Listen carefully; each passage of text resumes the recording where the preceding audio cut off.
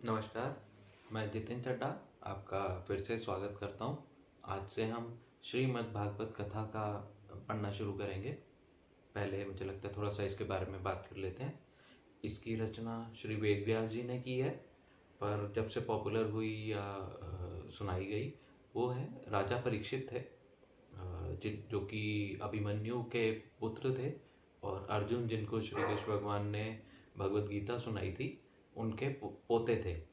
तो ये जो राजा परीक्षित थे इनको एक बार श्राप मिल गया कि 7 दिन बाद तक्षक नाम का सर्प आके उनको काट लेगा और उनकी मृत्यु हो जाएगी। उनको श्राप मिला था। तो इन 7 दिन में उनकी उद्धार करने के लिए या मुक्ति दिलाने के लिए श्री सुखदेव जी ने यही श्रीमद् भागवत कथा को 7 दिन में सुनाया था उन्हें, और 7 दिन बाद उनको मुक्ति प्राप्त हो गई थी। तो हम वही कथा पढ़ेंगे। हम कोशिश नहीं करेंगे कि 7 दिन में ख़त्म हो, पर हम 1 या 2 अध्याय पढ़ेंगे, वैसे ही जैसे पहले कर रहे थे। 10 या 15 मिनट का सेशन ही रखेंगे और 1 या 2 अध्याय एक दिन में करेंगे। जब हम अध्याय की बात करते हैं तो मद्भागवत जो कथा है उसमें 12 स्कंद है, या इसको कहें कि 12 पार्ट्स में डिवाइडेड है, और हर स्कंद या हर पार्ट में मल्टीपल चैप्टर्स हैं या एक से ज़्यादा अध्याय हैं। किसी में 10 हैं, किसी में 30-35 भी हैं, 15 भी हैं। तो एक एक 2-2 अध्याय एक दिन में करेंगे और ऐसे ही आगे बढ़ेंगे।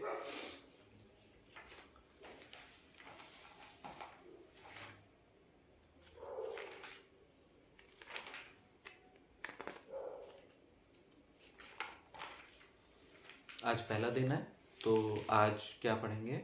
श्रीमद् भागवत महात्म्य, प्रथम अध्याय, भक्ति सहित ज्ञान एवं वैराग्य की कथा। इसमें अभी स्कंद शुरू नहीं हुआ, ये उसके बारे में है। एक समय नैमिषारण्य क्षेत्र में शौनकादि 88,000 ऋषियों ने सूत जी से कहा, हे सूत जी, अब महाप्रभु की किसी ऐसी लीला का वर्णन करिए जो भक्ति सहित ज्ञान एवं वैराग्य से परिपूर्ण हो। इस कराल कलियुग में प्राणी अपने अज्ञान के कारण सांसारिक प्रपंचों में फंसकर राक्षसों के तुल्य आचरण कर रहे हैं। उनका सुख चैन नष्ट हो गया है और वे आठों प्रहर दुखी रहते हैं। हम लोगों की इच्छा है कि आप उनके उद्धार के लिए किसी ऐसे चरित्र का वर्णन करें जिससे उनको भगवत चरणारविंदों की भक्ति प्राप्त होकर सुख प्राप्त हो। ऋषियों की बात सुनकर सूत जी अत्यंत प्रसन्न होकर बोले, हे ऋषियों, तुम लोगों ने कलयुगी जीवों के उद्धार के हेतु जो सुंदर बात पूछी है वह अत्यंत ही श्रेष्ठ है। काल रूपी सर्प के मुंह में पड़े हुए जीवों के उद्धार के लिए एकमात्र श्रीमद् भागवत की कथा ही कही है, जिसे वेद व्यास जी के पुत्र श्री सुखदेव जी ने राजा परीक्षित से कहा था। श्रृंगी ऋषि के श्राप के कारण राजा परीक्षित जब गंगा के तट पर निवास करने लगे, उस समय श्री सुखदेव जी ने उन्हें श्रीमद् भागवत की कथा सुनाई। उसी समय देवताओं ने अमृत कलश लाकर श्री सुखदेव जी से कहा, हे महामुने, इस अमृत कलश को आप ले जाइए और इसके बदले में हम लोगों को श्रीमद् भागवत की कथा सुनाइए। देवताओं की बात सुनकर श्री सुखदेव जी बोले, हे देवताओं, इस अमृत को पीने से तो मनुष्य की आयु केवल देवताओं के समान ही हो सकती है, किंतु तुम्हारे इस अमृत से कहीं अधिक श्रेष्ठ यह भगवत कथा है, जिसके 1 सप्ताह पढ़ने तथा श्रवण करने मात्र से ही प्राणी अमर हो जाता है और वह मुक्ति पद पाकर आवागमन से भी छूट जाता है। विचार करने के उपरांत राजा परीक्षित तुम्हारे इस अमृत को त्याग करके कथा रूपी अमृत को ग्रहण करेंगे, क्योंकि अमृत और कथामृत में उतना ही अंतर है जितना कि कांच और मणि में होता है। श्री सुखदेव जी के मुख से यह बात सुनकर देवतागण निराश होकर लौट गए। सूत जी ने ऋषियों से कहा, हे ऋषियों, सनकादिक ऋषियों ने देवर्षि नारद को श्रीमद् भागवत की कथा सुनाने के पश्चात कथा की विधि का वर्णन किया था। सूत जी के मुख से यह सुनकर शौनकादि ऋषियों ने प्रश्न किया, हे सूत जी, देवर्षि नारद जी तो किसी स्थान पर 2 घड़ी से अधिक ठहरते ही नहीं है, फिर वे इस सप्ताह पारायण को सुनने के लिए एक ही स्थान पर 7 दिन तक कैसे ठहरे रहे? सनकादिक से उनकी भेंट किस प्रकार हुई और सप्ताह यज्ञ किस स्थान पर हुआ? यह सब कथा कृपा करके हमें बतलाइए।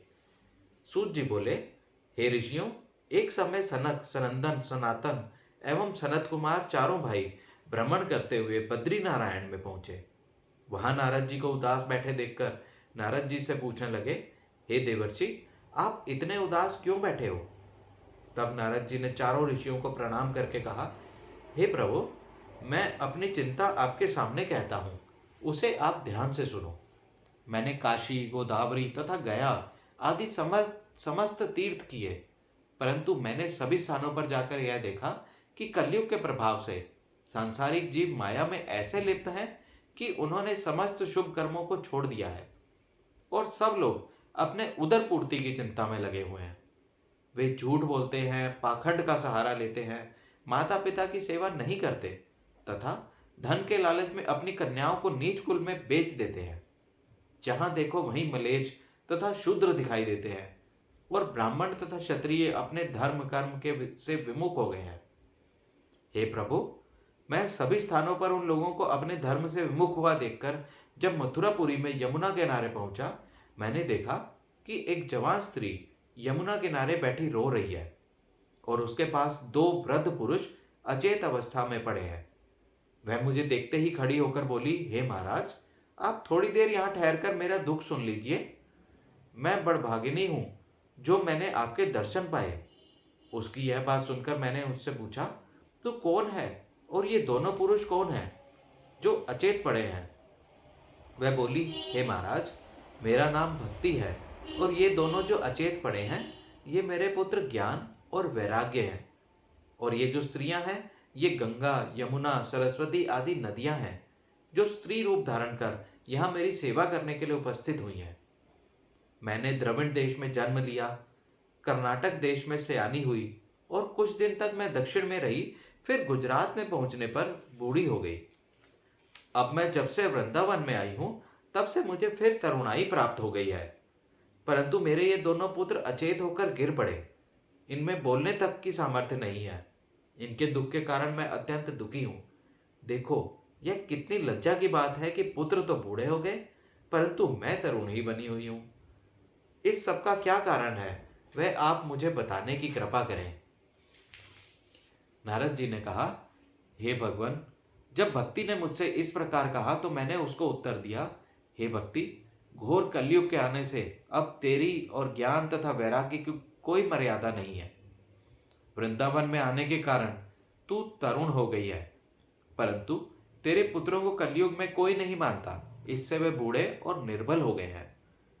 यह सुनकर भक्ति ने पूछा, यदि यह कलयुग ऐसा ही दुष्ट है तो राजा परीक्षित ने उसे जीवित क्यों छोड़ दिया था? तब मैंने उसे समझाकर कहा, राजा परीक्षित ने कलयुग को एक विशेष गुण के कारण जीवित छोड़ दिया था।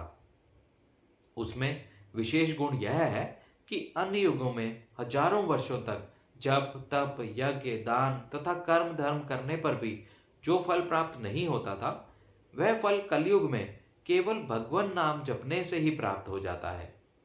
परंतु दुख की बात यह है कि कलयुग में प्राणियों से यह सहज बात भी नहीं बन पाती।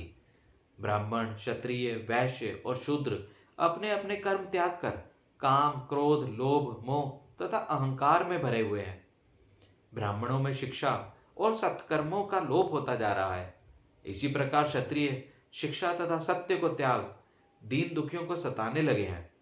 वैश्यों ने अपने व्यवसाय में ईमानदारी को छोड़ दिया है और वे झूठ बोलकर अधर्म से धन संचित करने लगे हुए हैं। शूद्रों ने सेवा न करके उच्च वर्णों का अपमान करना अपना ध्येय बना लिया है। ऐसी स्थिति में यह आवश्यक है कि कलयुग के इस मोहपाश से छूटने के लिए मनुष्य श्री भगवान नाम का जप तथा उनके गुणों का श्रवण एवं स्मरण करे। यह सुनकर भक्ति बोली, हे मुनि, आप धन्य हैं, आप सबका कष्ट दूर करते हैं, अतः अब मेरा भी कष्ट दूर करिए और ज्ञान वैराग्य को चैतन्यता देकर तरुण कीजिए। हे नारद जी, मैं आपको साष्टांग प्रणाम करती हूं। दूसरा अध्याय, ज्ञान वैराग्य की जागृति के लिए नारद जी का भक्ति को धीरज बंधाना। देवर्षि नारद ने भक्ति से कहा, हे भक्ति, तू अपनी सब चिंताओं को त्याग कर भगवान श्री कृष्ण जी के चरणों का स्मरण कर, उनकी कृपा से तेरा सब संकट दूर हो जाएगा। हे भक्ति, तू भगवान को प्राणों से अधिक प्रिय है। जिस स्थान पर तेरा निवास रहता है उस स्थान की भगवान सदा रक्षा करते हैं।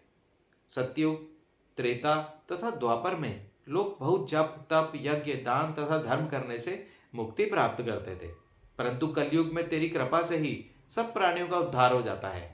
यही कारण है जो ज्ञान वैराग्य को कोई नहीं पूछता, फिर भी मैं तेरा दुख दूर करने के लिए संसार में तेरी महिमा प्रकट किए देता हूँ। जिस प्राणी के हृदय में तेरा निवास होगा उसे यमराज का डर न रहेगा और वह बैकुंठ धाम को प्राप्त करेगा। जिन लोगों ने हजारों वर्षों तक तप किया था उन्होंने अब भक्ति को अपनाया है।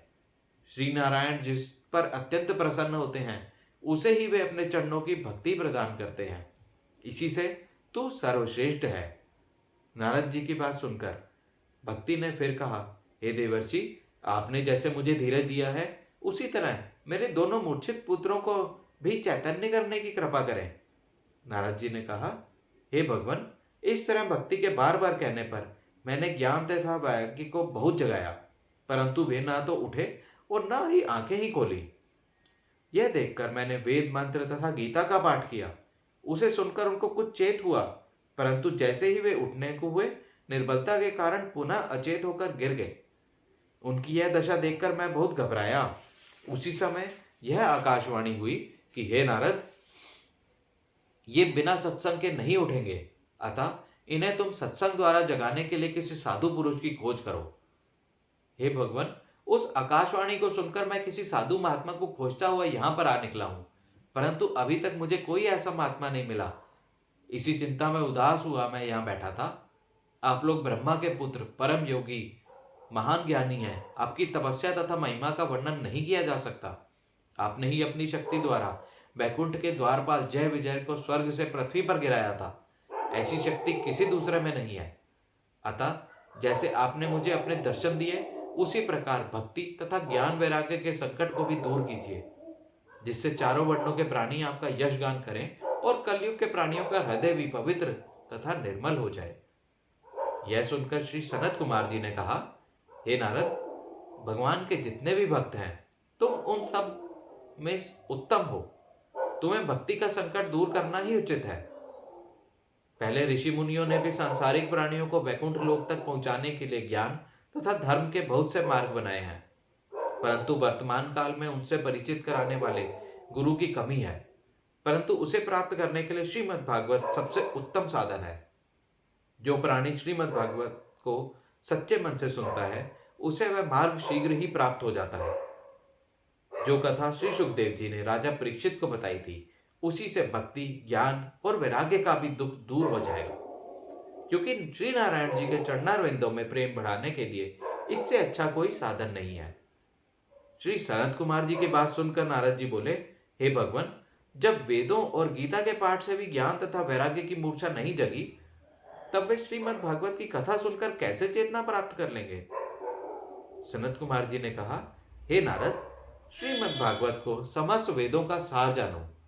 उसके एक एक श्लोक में वेदों का सार भरा हुआ है।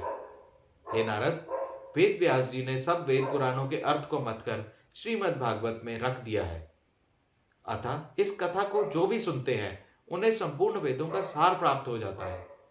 हे नारद, इसके अलावा एक बात और भी है जिसे तुम भूल रहे हो। वह यह है कि श्रीमद् भागवत के मूल 4 श्लोक तो स्वयं श्री नारायण जी ने ब्रह्मा जी को सुनाए थे। ब्रह्मा जी ने उन श्लोकों के आधार पर ही वेद व्यास जी से कहा। उन 4 श्लोकों के आधार पर ही वेद व्यास जी ने श्रीमद् भागवत महापुराण की रचना की है। अतः वह कथा सब प्राणियों को का दुख दूर करने वाली और भव सागर से पार उतरने वाली है। इतना सुनते ही नारद जी ने हाथ जोड़कर कहा, हे भगवान, आपने बड़ी कृपा की जो आज मुझे यह याद दिलाई। मेरे धन्य भाग हैं जो मैंने आपके दर्शन प्राप्त किए, क्योंकि भाग्य से ही सत्संग मिलता है। अब कृपा करके यह और बताइए कि इस श्रीमद् भागवत रूपी ज्ञान यज्ञ को किस प्रकार और किस स्थान पर आरंभ करना चाहिए और यह यज्ञ कितने दिन में संपूर्ण होता है।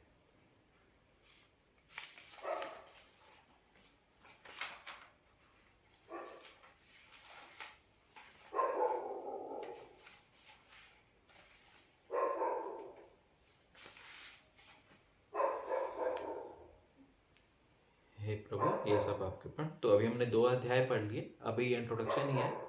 तो अभी क्या कह रहे हैं, श्रीमद् भागवत का महात्म्य है। तो अभी तीसरा चौथा अध्याय पढ़ेंगे अगले सेशन में। धन्यवाद। चैनल सब्सक्राइब जरूर करें। Thank you. जय श्री। हे प्रभु, ये सब आपके अर्पण।